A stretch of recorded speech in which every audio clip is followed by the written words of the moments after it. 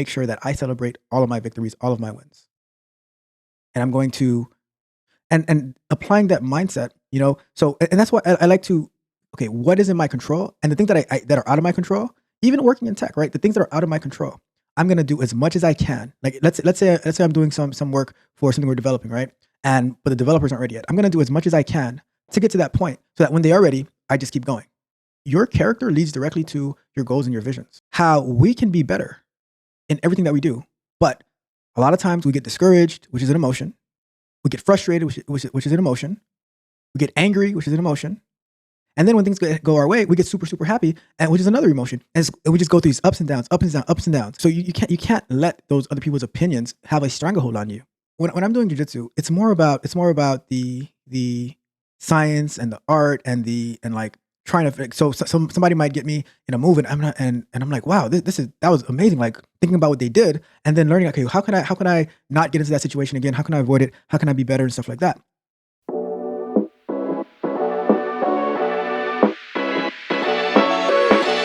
Welcome to another episode of Tech Conversations, hosted by yours truly, Tech Coach Ralph, where we're engineered to win. So I am excited to share my birthday with you guys, my 40th birthday. Yes, the big 40. And the way that I'm going to do that, the way that I'm going to be spending my birthday with you guys today is talking about how we can be more efficient, strategizing efficiency, right? I want to be very effective, very efficient.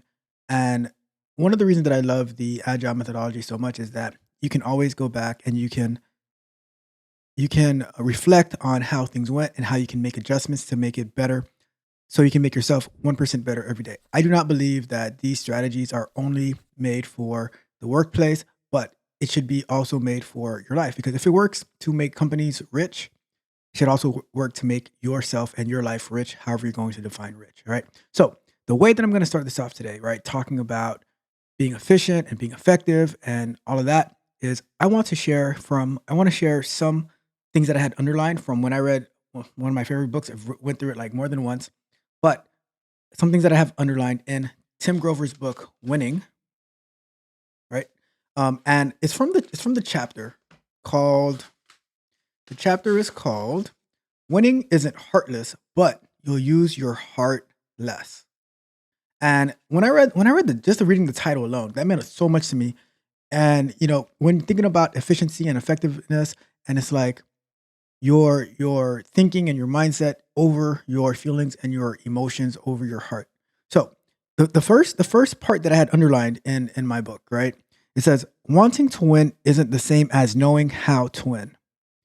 They knew how to win. They put their thoughts ahead of their emotions, ahead of everyone's emotions, and they got it done. And just thinking about that, like I come across so many people who they have a desire to do whatever it is that they're going to do. We'll talk about tech since that's the main space that I'm in. They have a desire to get into tech, and they're following some type of blueprint or guideline that someone who has set for them, who might have not even done it themselves, but it's an organization and it's a business. And so they have the desire to win, but the way that they go about it, they don't know how to win, how to be effective in tech or whatever space that they're trying to get into. And that's why I guess one of the main reasons of this channel, why I started it, it's like, okay, you have somewhere that you want to be. How can we be effective? How can we be efficient? How can we not waste our resources, our time, like I've told you, like my biggest resource is my time. How can we do things where we're not wasting our time, not wasting our money, and how to how to use every available resource to put us in the best place. So that was the first passage that I had. That's the first part that I had underlined, right? So if we jump over now to the next one, it says the mind of a champion isn't about controlling as many situations as possible and controlling the uncontrollable for as long as possible. And a lot of times, like, so one mindset that I have, right? I don't like to try to figure out. I don't like to harp and dwell on problems that I don't have a solution to. So as soon as I present a problem, my only focus is, it's not like, it's a hardship here and a hardship there. Oh, and it's making me feel like this. I don't care about how things make me feel. And I don't care about, like, and honestly, you shouldn't care about how things make you feel either. My number one goal is, how do we get to the solution? And what is the best way to get that to the solution, the most effective and efficient way? And that's why I'm always going back and I live my life in agile methodology, like embracing it to say, okay, what strategies? How can we pivot? How can we test something out? It might not work, and we say, cool. We find out it doesn't work, or do we not have to make adjustments to it? And that's the part about it that I appreciate so much, and the effectiveness and the efficiency, and how we can be better in everything that we do. But a lot of times we get discouraged, which is an emotion. We get frustrated, which is an emotion. We get angry, which is an emotion. And then when things go our way, we get super, super happy, and which is another emotion. And we just go through these ups and downs, ups and downs, ups and downs, which it's natural. The question is, do we let those control us? See, I don't like that going up and down type balance and feeling and stuff like that. I like to be smooth. I'll be happy when something good happens, but I don't let that dictate my actions and my reactions. You know, I'll give a jujitsu example, right? For me, when I'm doing jujitsu, it's more about the science and the art and like trying to somebody might get me in a move and I'm like, wow, that was amazing, like thinking about what they did and then learning, okay, how can I not get into that situation again, how can I avoid it, how can I be better and stuff like that. But there's a big segment of people where that competitive nature is like they'll get super super angry when they lose, even in training. Like when you're training with your teammates and your partners and stuff like that, you get super super angry instead of trying to embrace and learn from it. And then when you win, it's like you're running around in circles doing a cheer, a dance, and stuff like that, being super excited, even in training. See, me, like all the competitions that I ever did, as soon as it was done, I forgot about it.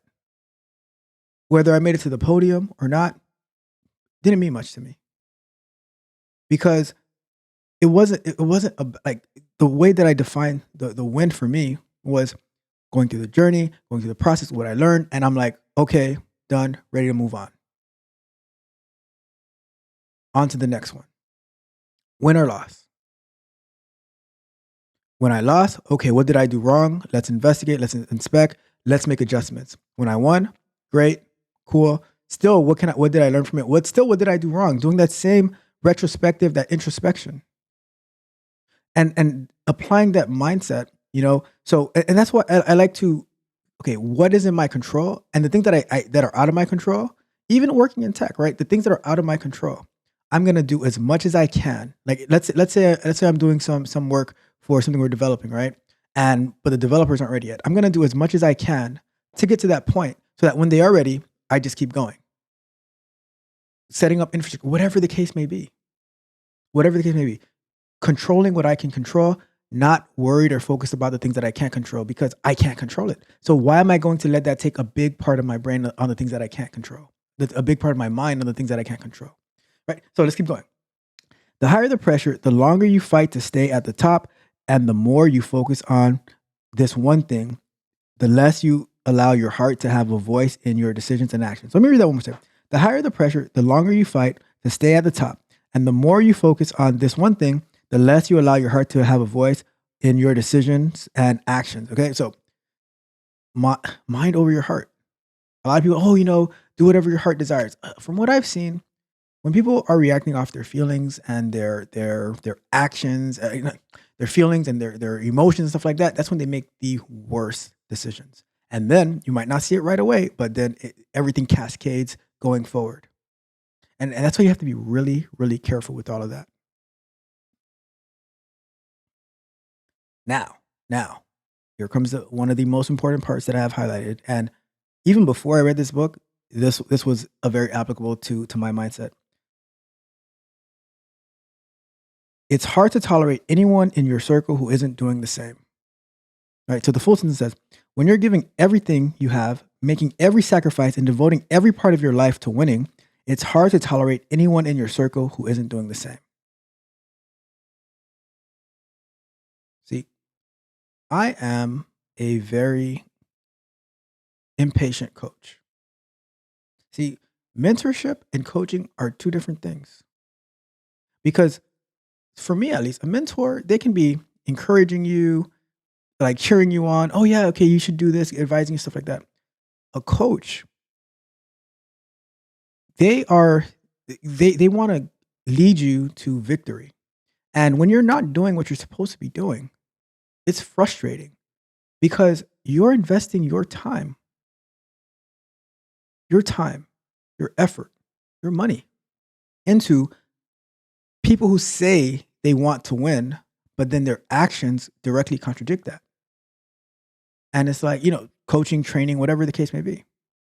And here's like even the more frustrating part is that when people will pay for a trainer, right? You'll pay for a personal trainer in the gym, and then you're complaining, you're whining about doing what the trainer is telling you to do. You don't follow their nutritional advice. You just do whatever, and you say, "Oh, it's a weakness," stuff like that. And guess what? The money that you're paying them frustrates them because it's like when you're coaching and when you're dedicated to winning, you want to see results because you feel like, why am I getting paid if the results aren't happening? And yeah, the results are not in your control because you could how does the saying go? You can lead a horse to water, but you can't force him to drink it. And that's how it feels sometimes. So that's the part that can frustrate someone like Tim Grover said himself. He's dropped people willing to pay him millions of dollars to train them because they didn't have the work ethic. They didn't have the work ethic. And that goes back to wanting to win isn't the same as knowing how to win. And I can even say this: wanting to win isn't the same as wanting to win because a lot of people they want to win, but they don't do what it takes to want to win. So it's a feeling that they want to win, but they don't let their mind control what it takes to actually win. And you have people complaining. Like I said, I am absolutely allergic to complaining. On my birthday, I'm going to let you know again. I am allergic to complaining. Let's keep going a little bit more, right? And then we're going to finish with the book part. So this is going to be the last part, the last two parts I'm going to read, right? When you stop putting a high value on other people's opinion of you, you give yourself permission to stop caring about the little issues and problems and distractions that fascinate everyone else. It makes you harder and colder and deadens your feelings and emotions to what others say about you. I think that's very self-explanatory. A lot of times we're focused on how other people will feel about us, what they'll think about us, and it's like you have to look at the mirror. David Goggins, one of my favorites, right? He says, the accountability mirror. You judge yourself. You know what you need to do. Why do you let other people have such a big spot in your mind and in your heart? You know what you need to do. So you can't let those other people's opinions have a stranglehold on you. And I'm gonna wrap up the book with this part, right? Your greatest winners are the least sensitive. One more time. Your greatest winners are the least sensitive because when it comes to winning, it takes heart, but it also takes mind and being that focused that it's it's not heart that makes you wake up at 4 o'clock, 5 o'clock in the morning to go train, to go run, to go study. It's not heart that does that. It's your mind controlling your heart because your heart is going to say, this bed is too comfortable. It's cold outside. I finished training late. I finished studying late last night. I can't wake up to go and do it now. I don't want to. It's not that I can't. I don't want to. But your mind has to say the job's not finished. The job is not finished. So putting the book to the side now. Now let's talk about being efficient, being effective. To me,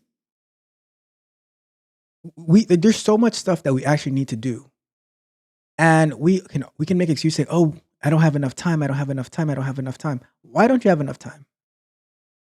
What is getting in the way? Real funny. I was having a conversation with my mom the other day, and she said, "How's everything going with?" And she said, "Oh, it seems like you spend more hours working on your coaching, your videos, everything like that than you do for your corporate job." And I said, "Yeah, probably."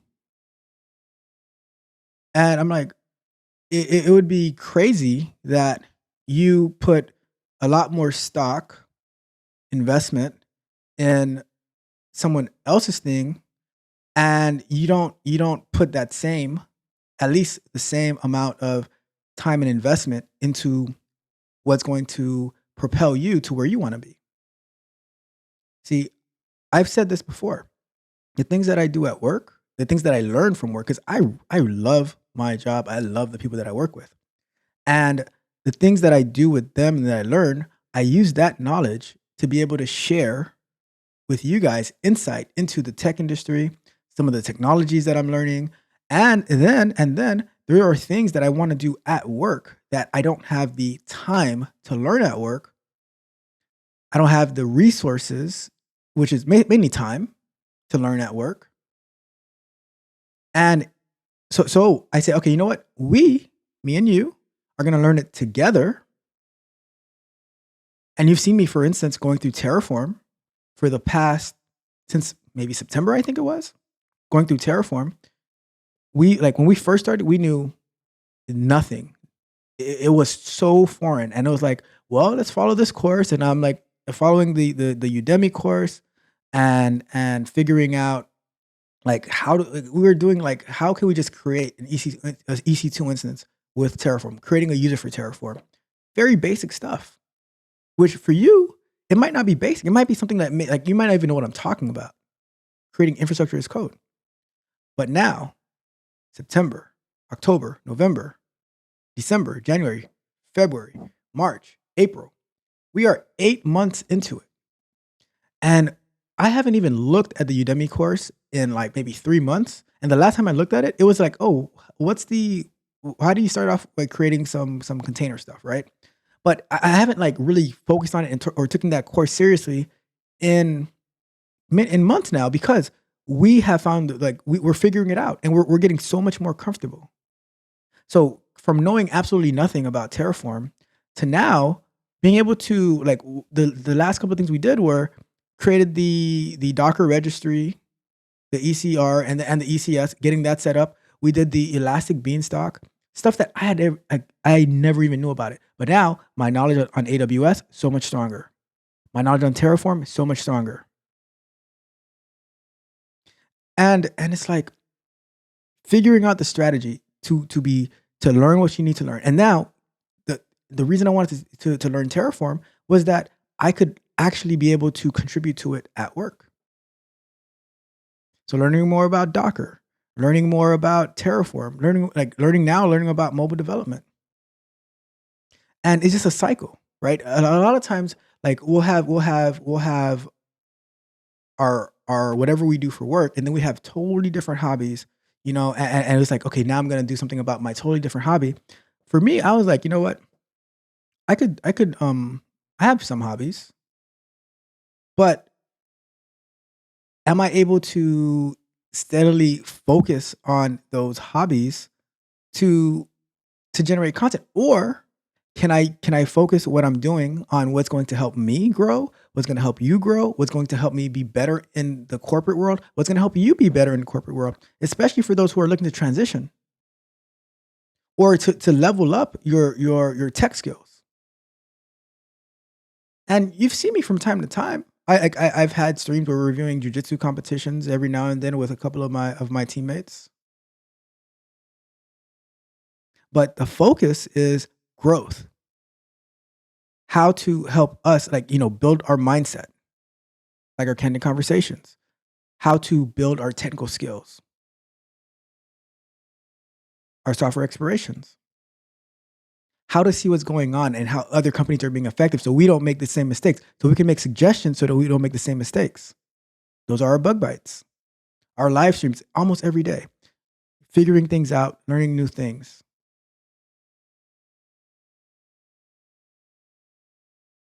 And that's what I talk about, being efficient, being effective, maximizing your efficiency.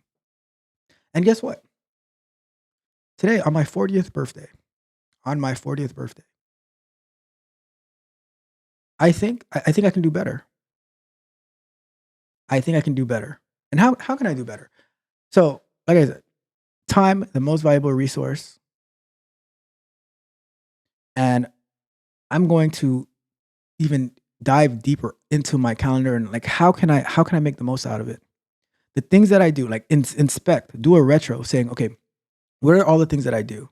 How am I doing them? Am I Is there a better way to do it? How many times do you ask yourself, okay, the things that I do every day, is there a better way to do it?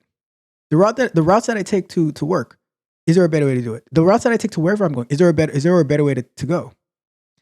The way that I budget my time, the way that I budget my money, is there a better way to do it? So if I budget my time as, oh, I do this at this time, I do this at that time, is there any way I can pair these things or move them around so that as this is happening, I can get straight into this, and this can be happening, like, while I'm doing something else? Can I make my time work for me? And those are the things that I'm going to be inspecting. So my birthday present to myself is, how can we do better for this coming year? How can I maximize my time so that I can we can learn more together. We can have more thoughtful conversations together. How can we add more value into each other's lives? How often do we ask ourselves that? Whether it's adding value into the lives of our family members, of our kids, of our friends, of our relatives, whoever the case may be. Have you asked yourself, is there any is there anybody that I might need to distance myself from? Some people have this sense of loyalty that, no matter what, we have to be connected, and I'm like, I don't believe in that. Like we read in the book, when you are around people who are not putting in the same amount of effort, you want to distance yourself from them. There is no requirement. I've had this conversation with people before. Like, the way that I see family and the way that they see family are two totally different things.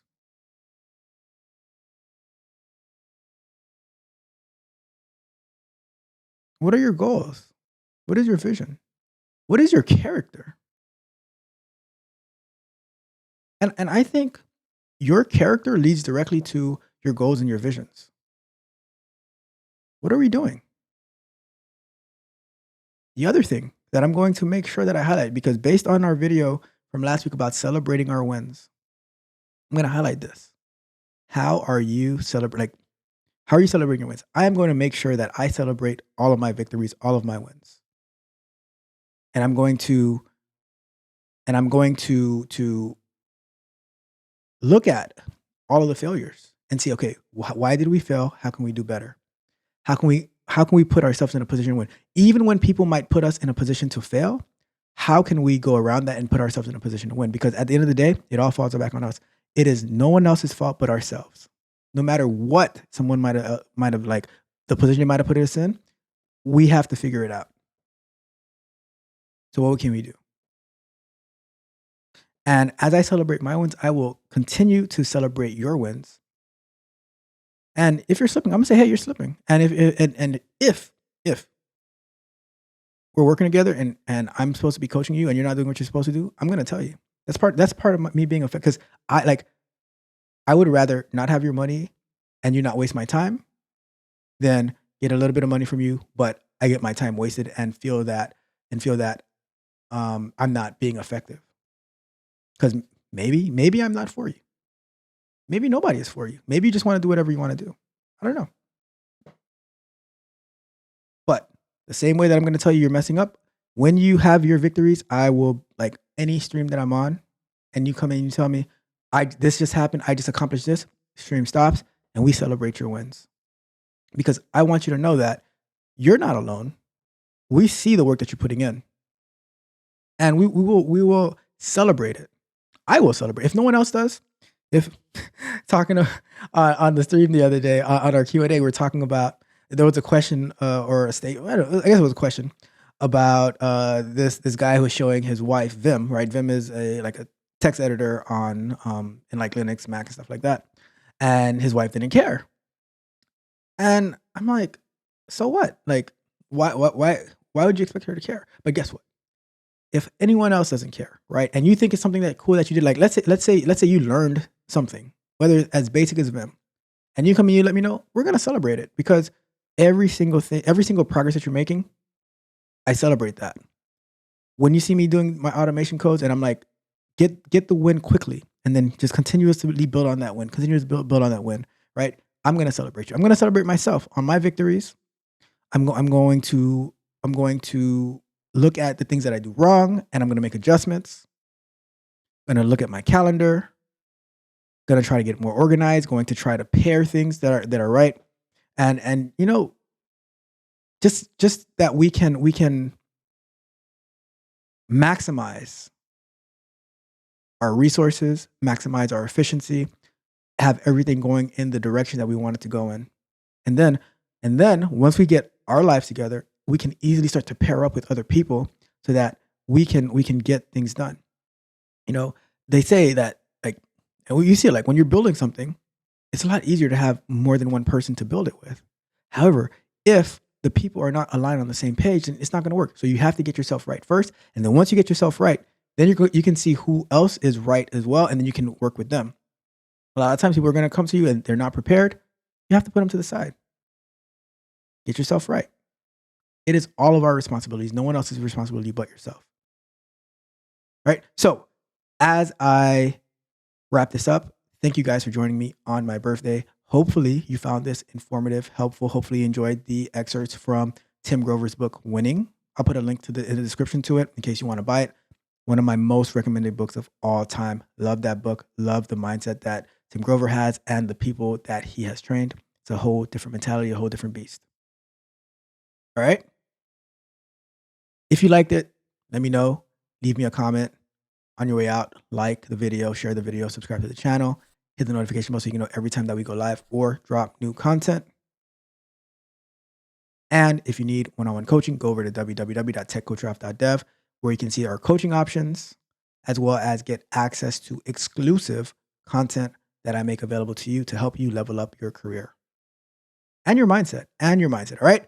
But on that note, thank you guys for joining me on my birthday. This is Tech Coach Ralph, and we are out.